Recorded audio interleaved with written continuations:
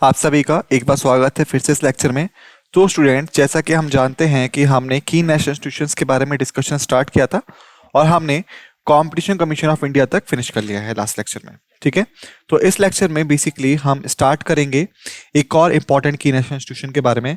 और मुझे लगता है कि आपने पुराने जितने भी थे उन्हें रिवाइज कर लिया है अच्छे से। ठीक है, वरना अगर आप ऐसा नहीं करते हैं तो आप चीज़ों को ढंग से नहीं समझ पाएंगे। ठीक है, और आपको बाद में एक साथ रिवाइज करने में दिक्कत आएगी। तो चलिए शुरू करते हैं इस नोट के साथ में। तो इस लेक्चर में बेसिकली हम बात करेंगे नेशनल डिजास्टर मैनेजमेंट अथॉरिटी के बारे में। ठीक है, इन शॉर्ट एनडीएमए आप उसे कहते हैं। ऑलराइट, तो हम बेसिक रूल फॉलो करेंगे यहां पे। First, full form. Second, establishing year. Alright, third है हमारा पेरेंट मिनिस्ट्री। ऑलराइट, तो ये हैं हमारी तीन इंपॉर्टेंट फैक्ट जो कि हमें पहले कवर कर लेनी चाहिए। ठीक है, लेक्चर को शुरू करने से पहले। ऑलराइट,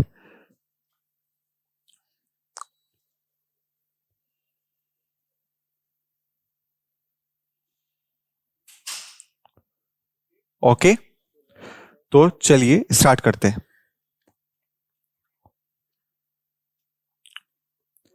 फुल फॉर्म से। फुल फॉर्म है एनडीएमए की, basically stand for national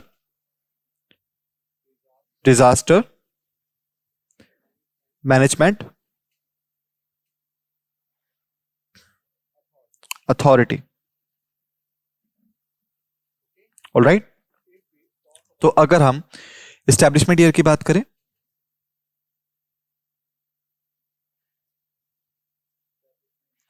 establishment year की जो कि है आपकी सेकंड थिंग, तो वो होता है स्टैब्लिश हुआ था ये आपका 2005 में।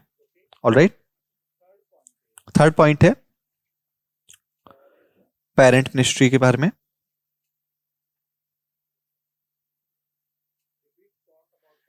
तो यदि हम पेरेंट मिनिस्ट्री की बात करें तो basically ministry of home affairs, गृह मंत्रालय भी आप कहते हैं इसे, ये बेसिकली पेरेंट मिनिस्ट्री है एनडीएमए की। ऑलराइट, तो इन पॉइंट्स को आप याद रखिएगा।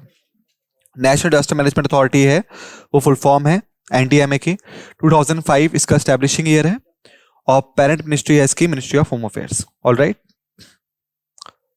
तो नेशनल डिजास्टर मैनेजमेंट अथॉरिटी जो है ये एपेक्स बॉडी है। ऑलराइट, तो हमने कंप्लीट किया था चार्टर बॉडी के बारे में, स्टैचुटरी बॉडी के बारे में।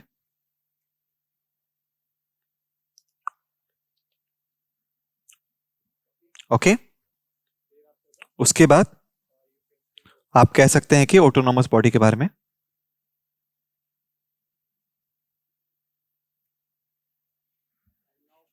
तो अब हमारे पास है एपेक्स बॉडी। तो अब क्वेश्चन ये है कि एपेक्स बॉडी सब क्या समझते हैं। तो बेसिकली एपेक्स बॉडी जो है उसको हम सुप्रीम अथॉरिटी भी बोल सकते हैं।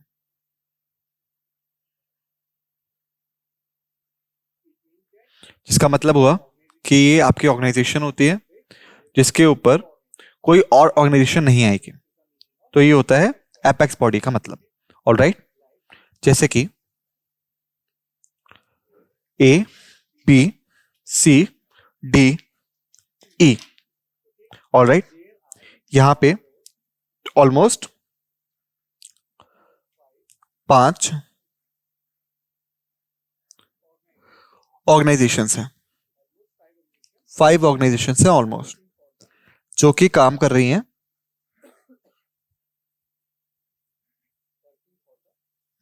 वर्किंग फॉर सेम कॉज, एक ही चीज के लिए। तो अब 5 ऑर्गेनाइजेशंस हैं यहाँ पे जो कि सेम कॉज के लिए काम करती हैं। तो ये सब एक प्रॉपर ऑर्डर में होंगी। क्यों? ताकि इफेक्टिव कोऑर्डिनेशन बना रहे।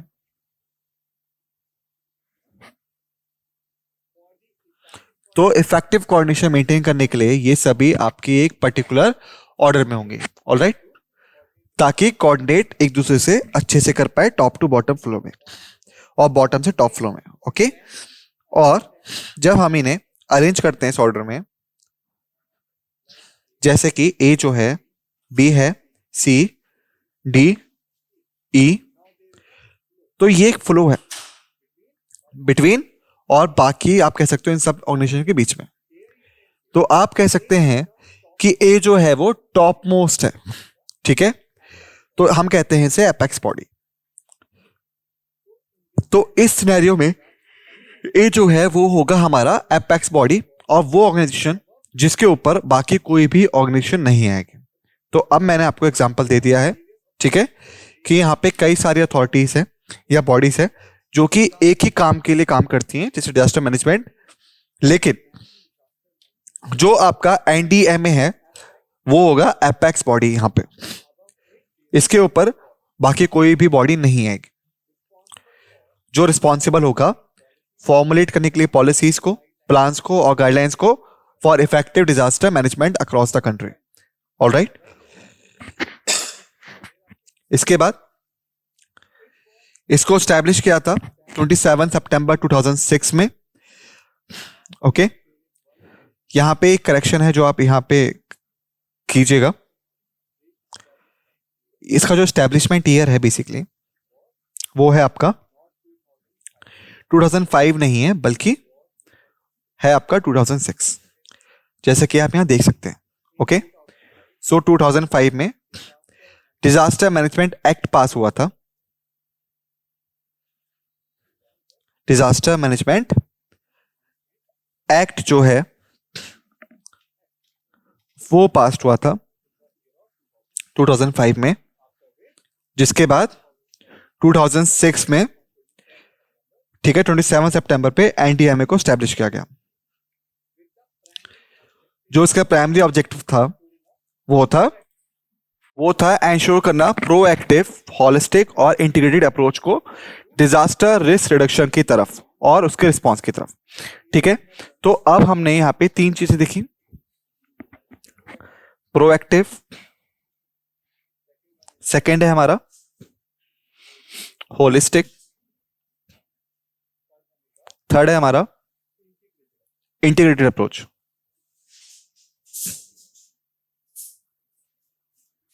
ऑलराइट, तो अगर हम फर्स्ट स्टार्ट करें प्रोएक्टिव अप्रोच से,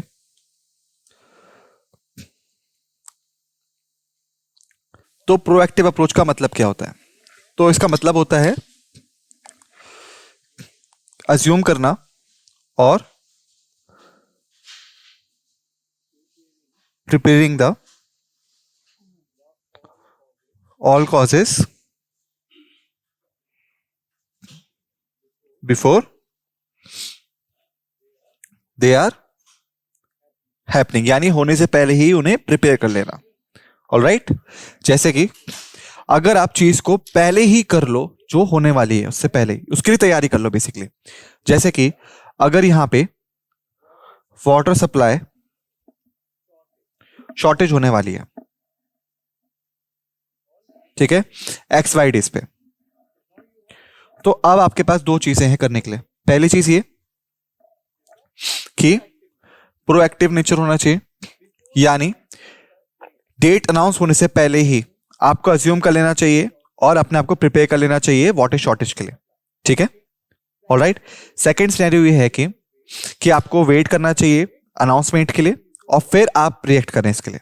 ठीक है, तो एनडीएमए जो है बेसिकली वो प्रोएक्टिव अप्रोच पे काम करता है, यानी मतलब हुआ हम वेट नहीं करते चीज का होने का, उससे पहले ही एनडीएमए प्रिपरेशन स्टार्ट कर देता है ताकि हम इफेक्टिव और वेल प्लान्ड रिस्पॉन्स दे पाए।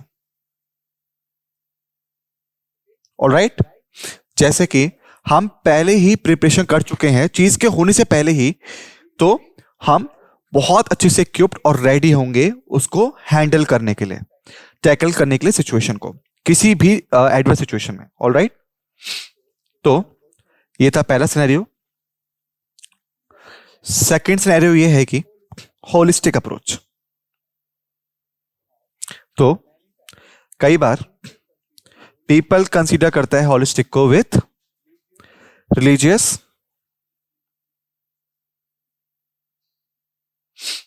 या फिर कहें रिलीजियस नेचर के साथ में। ऑलराइट, जो कि सही नहीं है बेसिकली, क्योंकि होली का मतलब होता है रिलीजियस या धार्मिक नेचर, लेकिन जो होली वर्ड है वो बेसिकली स्टैंड करता है एंटायर थिंग, और या फिर आप कह सकते हैं कंसीडर करता है द एंटायर थिंग्स को, पूरी की पूरी चीजों को। ऑलराइट, तो ये होता है आपका होलिस्टिक। ऑलराइट, तो बेसिकली जो एनडीएमए है वो कंसीडर करता है पूरी की पूरी चीजों को जो कि किसी भी पर्टिकुलर डिजास्टर मैनेजमेंट से रिलेटेड हो सकती है, related with the disaster management. Alright, तो अब थर्ड पॉइंट है वो है इंटीग्रेटेड अप्रोच। जैसे कि मैंने आपको बताया कि मान लेते हैं यहां पे ABCDE, यहां पे ऑलमोस्ट 5 ऑर्गेनाइजेशंस हैं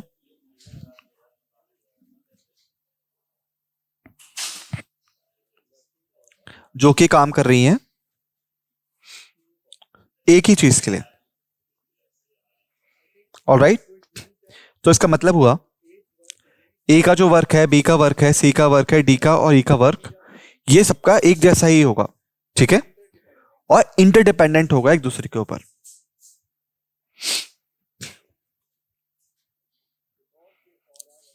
क्योंकि ये सभी वर्क कर रहे हैं एक दूसरे के लिए, तो इसका मतलब हुआ कोऑर्डिनेशन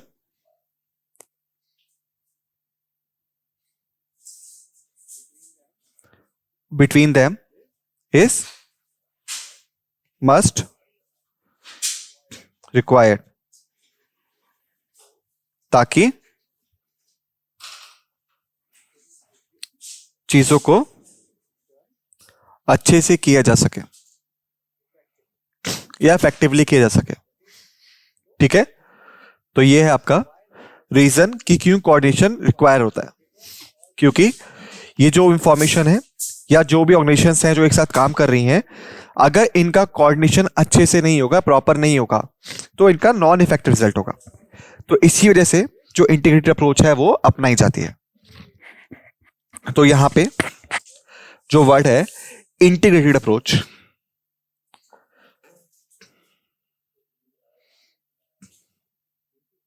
बेसिकली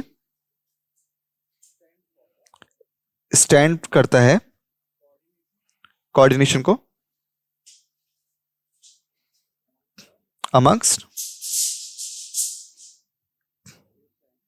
डिफरेंट ऑर्गेनाइजेशंस, या फिर कहें डिफरेंट स्टेक होल्डर्स पे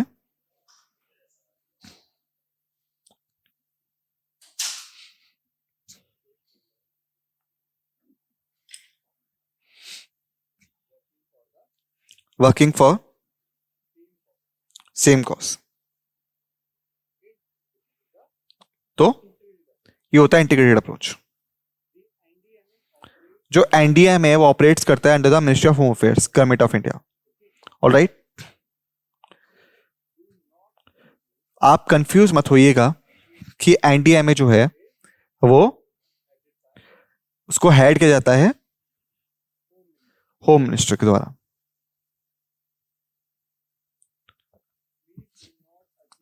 इसको अज्यूम मत कीजिएगा, ठीक है, बिल्कुल गलत होता है। हालांकि एनडीएमए जो है वो वर्क करता है मिनिस्ट्री ऑफ होम अफेयर्स के अंडर, लेकिन इसको हेड कौन करता है? इसको हेड करता है आपका प्राइम मिनिस्टर, ना कि by the home minister. Alright, तो इस चीज को याद रखिएगा। चलिए आगे चलते हैं। फिर है हमारा पहला स्टेप पॉलिसी फॉर्मुलेशन। जो एनडीआई में है वो रिस्पॉन्सिबल होता है फॉर्मुलेटिंग नेशनल पॉलिसीज को, प्लान्स को और गाइडलाइंस को डिजास्टर मैनेजमेंट के लिए। ये प्रोवाइड करता है strategic direction disaster risk reduction के लिए और emergency response at the national, state and district levels पे। ऑलराइट, आप एक चीज को याद रखिएगा कि जब भी डिजास्टर मैनेजमेंट एक्ट जो हुआ था आपका 2005 में पास हुआ था, तो बेसिकली इसने तीन चीजों की फॉर्मुलेशन की थी। नेशनल डिजास्टर मैनेजमेंट अथॉरिटी,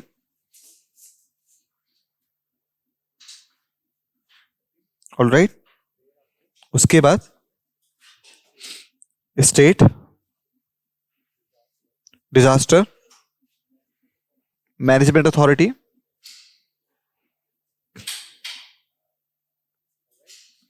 ठीक है, और उसके बाद था आपका डिस्ट्रिक्ट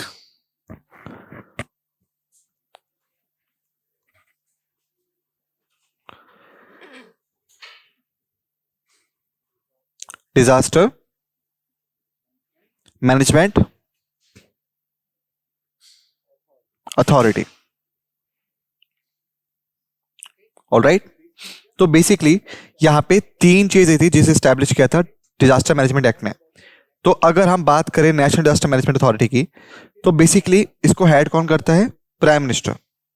ऑलराइट, और ये प्राइमली रिस्पॉन्सिबल होती है पॉलिसी फॉर्मुलेशन के लिए नेशनल लेवल्स पे, डिजास्टर रिस्क और मैनेजमेंट के लिए, रिडक्शन के लिए, या फिर इमरजेंसी रिस्पॉन्स के लिए नेशनल लेवल पे, स्टेट लेवल पे, डिस्ट्रिक्ट लेवल के लिए।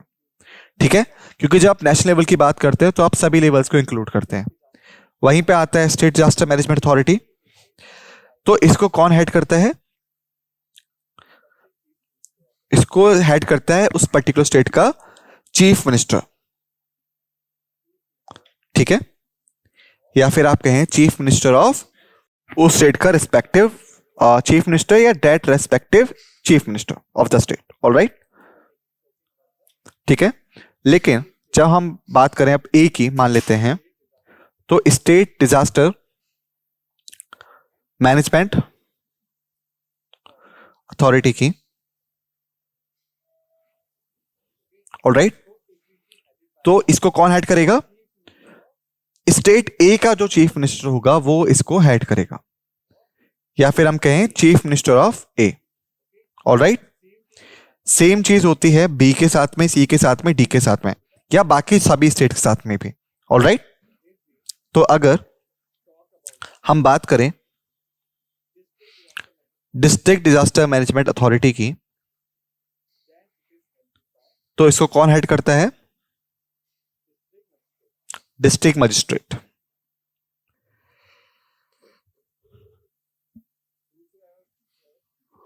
तो जो भी कोई डीएम होगा या डिस्ट्रिक्ट मजिस्ट्रेट होगा वो बेसिकली हेड होगा डिस्ट्रिक्ट डिजास्टर मैनेजमेंट अथॉरिटी का। तो जो पॉलिसी होगी फॉर्मुलेट होगी under disaster management act, disaster management act, basically वो तीन लेवल पे फॉर्म होती है। नेशनल लेवल पे, ऑलराइट, स्टेट लेवल पे, ऑलराइट, और डिस्ट्रिक्ट लेवल पे।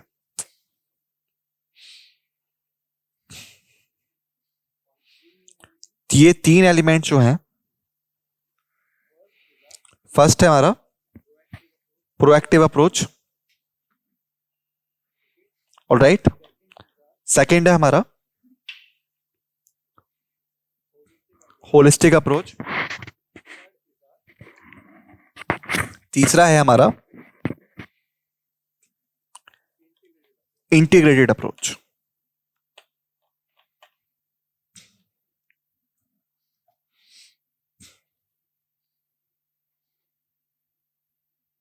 All right. Disaster preparedness, NDA में काम करता है एनहांस करने के लिए preparedness for various stakeholders, जैसे गवर्नमेंट एजेंसीज होगी, आपकी लोकल अथॉरिटीज होगी, कम्युनिटीज होगी और बाकी ऑर्गेनाइजेशंस होगी, ताकि इफेक्टिव रिस्पॉन्स दिया जा सके डिजास्टर्स को। तो बेसिकली अगर हम बात करें स्टेक होल्डर्स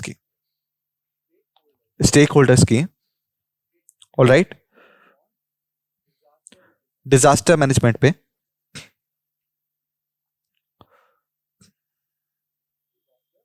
डिजास्टर मैनेजमेंट पे, तो अब मेरा क्वेश्चन ये है कि कौन स्टेक होल्डर होगा इसका।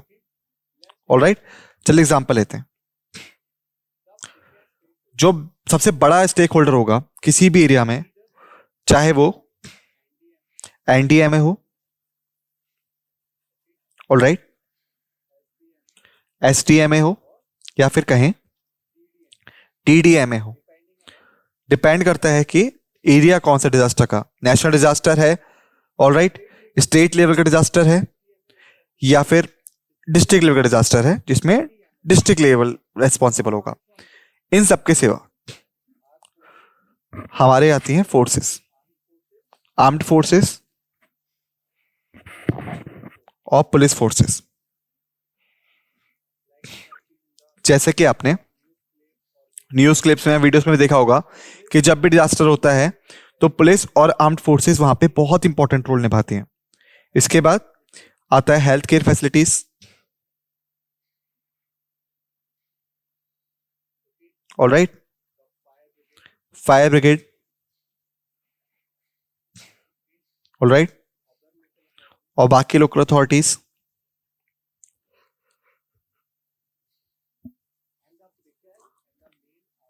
और जो सबसे बड़ा और मेन होता है वो होता है लोग, पीपल, क्योंकि ये होते हैं वो लोग जो कि अफेक्ट होते हैं इस चीज से, बाय द डिजास्टर। तो अगर हमें रियली स्टेक होल्डर्स को बचाना है तो हमें ऐसी पॉलिसी अवेयरनेस प्रोग्राम चलाना पड़ेगा ताकि जो लोग हैं जो उस इलाके में रहते हैं वो अवेयर हो पाए। तो ये था आपका disaster preparedness. Capacity building and training की बात करें, एनडीएमए कंडक्ट करता है ट्रेनिंग प्रोग्राम्स को, वर्कशॉप्स को, अवेयरनेस कैंपेन्स को, ताकि कैपेसिटी बिल्डअप हो पाए कई सारे स्टेक होल्डर्स की जो इन्वॉल्व होते हैं डिजास्टर मैनेजमेंट में। ये इंक्लूड करता है training in disaster response, search and rescue operations, first aid और बाकी रिलेवेंट स्किल्स में, ऑल राइट। चाहे ये आर्म फोर्सेज हो, पुलिस फोर्सेज हो, हेल्थ केयर हो, सिविल अथॉरिटीज हो, लोकल पीपल हो, और या तो स्टूडेंट हो मेरे और आपकी तरह। एग्जाम्पल के तौर पे ये सभी आपके स्टेक होल्डर्स होते हैं, ऑल राइट। तो बेसिकली अगर हम बात करें नॉन लोकल्स की या नॉन स्टेक होल्डर्स की, ठीक है, तो ये सभी को एक्सक्लूड करने के बाद जितने स्टेक होल्डर्स बचते हैं उनको बिल्डअप किया जाता है और ट्रेन किया जाता है, जैसे कि उस इलाके के सिटीजन्स हो गए, स्टूडेंट्स हो गए, सिविल अथॉरिटीज हो गई, ठीक है। उन सभी को हम लोग अवेयरनेस प्रोग्राम्स के थ्रू अवेयर करवाते हैं कि किस प्रकार से वो रिस्पॉन्स कर सकते हैं डिजास्टर इवेंट्स में, ठीक है, जब तक कि हेल्प उनके पास ना आए। जैसे कि मैं जानता हूं कि जब मैं स्टूडेंट था एक तरह से, तो मेरे स्कूल में भी एनडीए में जो था वो कई बार ट्रेनिंग या अवेयरनेस प्रोग्राम चलाता था, ऑल राइट, ताकि ये इंश्योर किया सके कि जो स्टूडेंट्स हैं वो अवेयर हो कि उन्हें कैसे खुद को बचाना है जब तक कि उनके पास मदद ना पहुंच जाए, ठीक है। तो ये था कैपेसिटी बिल्डिंग एंड ट्रेनिंग। इसके बाद है कोऑर्डिनेशन और कोलैबोरेशन। तो जैसा कि मैंने आपको बताया था, एनडीए में जो है उसके बाद आता है एसडीएमए, और फिर आता है आपका डीडीएमए, और फिर आता है आपका स्टेक होल्डर्स। तो अब आप देख सकते हैं कि कितने सारे लोग हैं यहाँ पे, 1 2 3 4, 4 लोग, 4 तरह के लोग हैं यहाँ पे, ऑल राइट। इन सभी को क्या चाहिए, कोऑर्डिनेशन चाहिए, ऑल राइट, ताकि जो इफेक्टिव रिजल्ट्स हैं वो एंश्योर किए जा सके,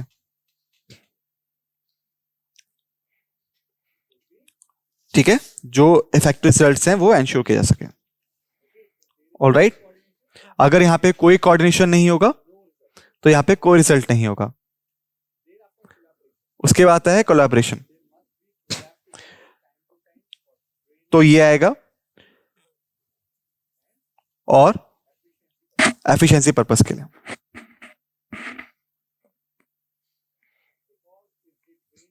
ताकि इनके कोलैबोरेशन हो पाए, ये एक साथ ट्रेंड हो पाए, एक साथ कोलैबोरेट कर पाए, कोऑर्डिनेट कर पाए, और टाइम टू टाइम इनको चांस मिले एक दूसरे को समझने के बारे में, और जब भी एक दूसरे को समझ पाएंगे तब भी अच्छे से कोऑर्डिनेट कर पाएंगे। ऑलराइट, तो जो अथॉरिटी है वो बेसिकली फैसिलिटेट करती है coordination and collaboration amongst various agencies stakeholders, ताकि सभी लोगों को एक साथ ट्रेनिंग और एफिशिएंसी समझाई जा सके, ताकि यूनिफाइड और इफेक्टिव रिस्पांस जो है वो दिया जा सके इमरजेंसी सिचुएशंस में। ऑलराइट, तो अगर हम आगे बढ़े तो मैं आपको एक चीज बताता हूं इससे पहले कि कैसे यहां पे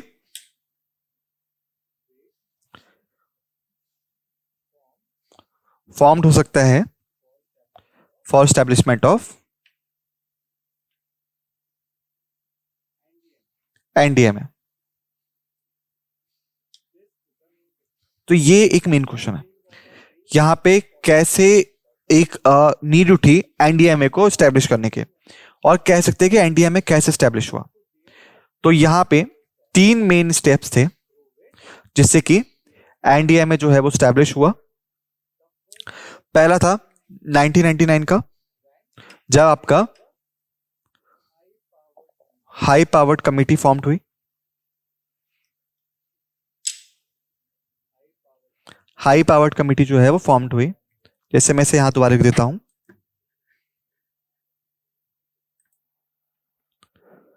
तो 1999 में बनी आपकी हाई पावर्ड कमेटी,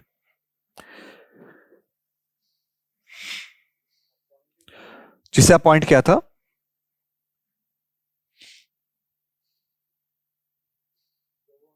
गवर्नमेंट, ताकि लुक आफ्टर किया जा सके डिजास्टर मैनेजमेंट के।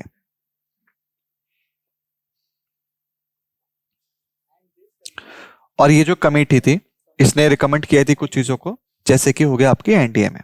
ठीक है, उसके बाद जो मेजर स्टेप था वो था 2001 का, जब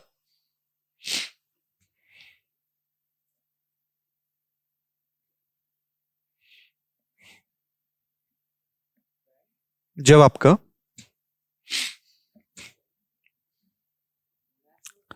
national committee on disaster management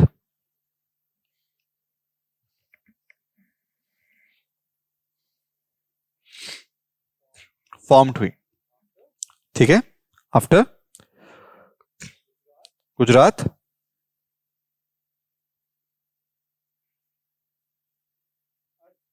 earthquake.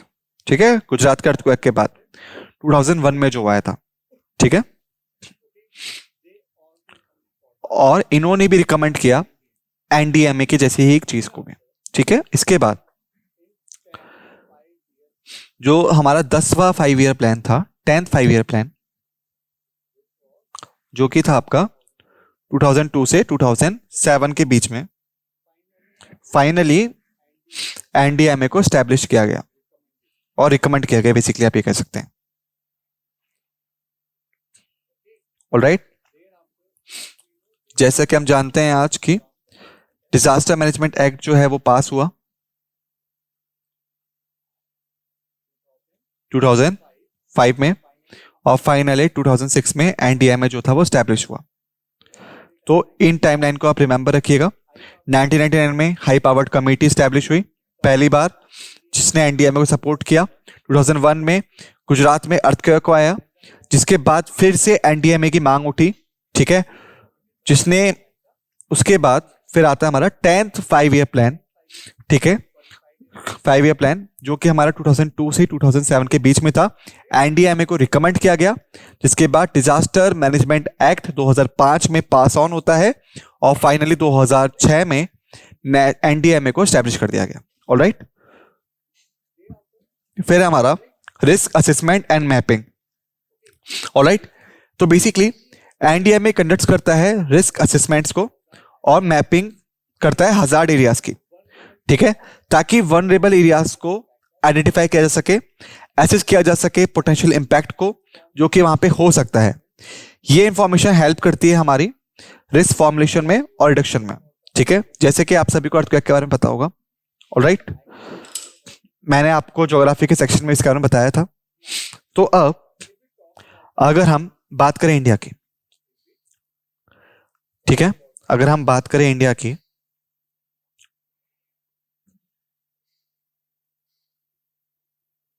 Alright, इसकी तरह तो इंडिया जो है बेसिकली वो 4th अर्थक्वेक जोन्स में डिवाइडेड है।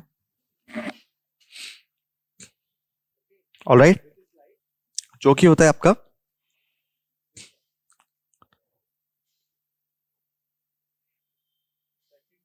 सेकेंड जोन, जिसमें होती है low intensity. Alright, third zone जिसमें होती है मॉडरेट इंटेंसिटी।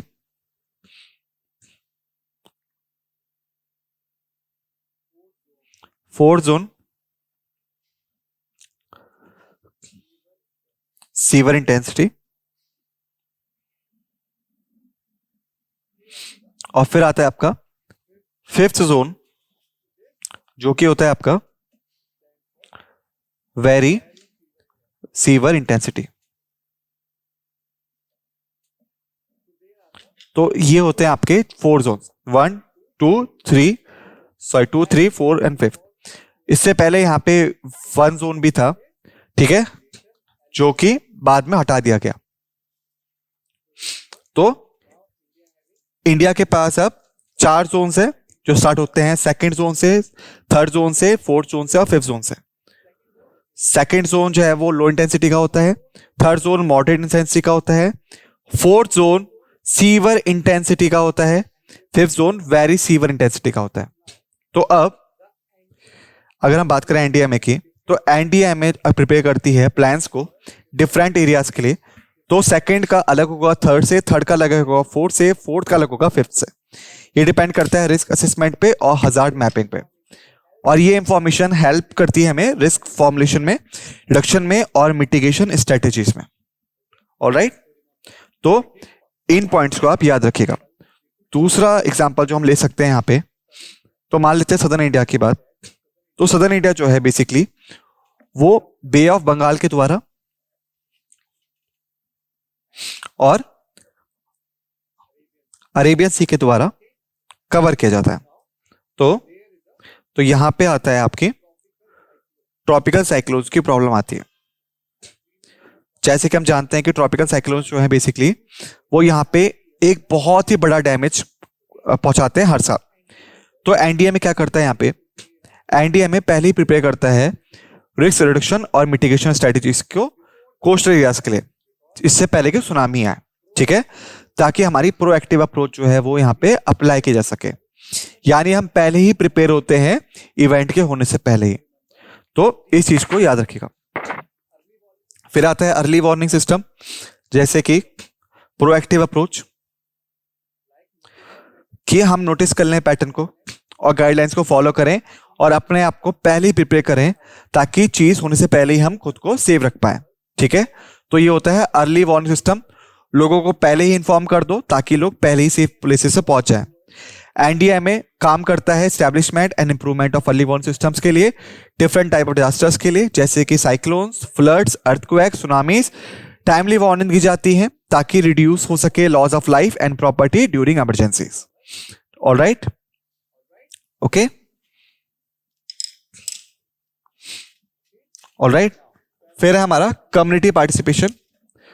एनडीएमए जो है वो एम्फसाइज करता है कम्युनिटी बेस्ड डिजास्टर मैनेजमेंट के बारे में और एनकरेज करता है active participation of communities in reduction and preparedness measures. जैसे कि पीपल की जो अवेयरनेस है, जैसे मैंने आपको बताया, वो बहुत जरूरी है ताकि वो खुद को बचा पाए डिजास्टर से तब तक कि उनके पास हेल्प ना पहुंच जाए। Alright, response and relief operations की बात करें, डिजास्टर्स के टाइम पे एनडीएमए कोऑर्डिनेट करता है कई सारी एजेंसीज के साथ में, जैसे कि मैंने आपको बताया था स्टेक होल्डर्स के बारे में, ताकि एंश्योर किया सके प्रॉम्प्ट एंड इफेक्टिव रिस्पांस। ये हेल्प करता है रिसोर्सेज मोबिलाइज करने में, टेक्निकल असिस्टेंस प्रोवाइड करने में और रिलीफ एंड रिहेबिलिटेशन एफर्ट्स में कोऑर्डिनेशन में। ऑलराइट, फिर है research and development. NDMA promote करता है रिसर्च को एंड डेवलपमेंट को इन फील्ड्स ऑफ डिजास्टर मैनेजमेंट, ताकि हम लोग एनहांस कर पाए understanding of risk reduction, prepare कर पाए अर्ली वार्निंग सिस्टम को, और काम कर पाए ज्यादा अच्छे से।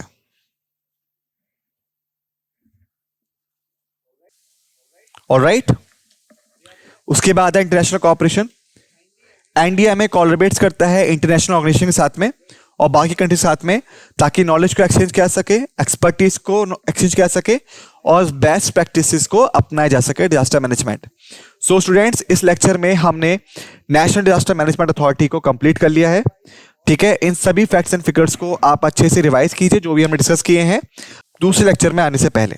ठीक है, तो इस लेक्चर को यहीं पे खत्म करते हैं। आप सबका धन्यवाद।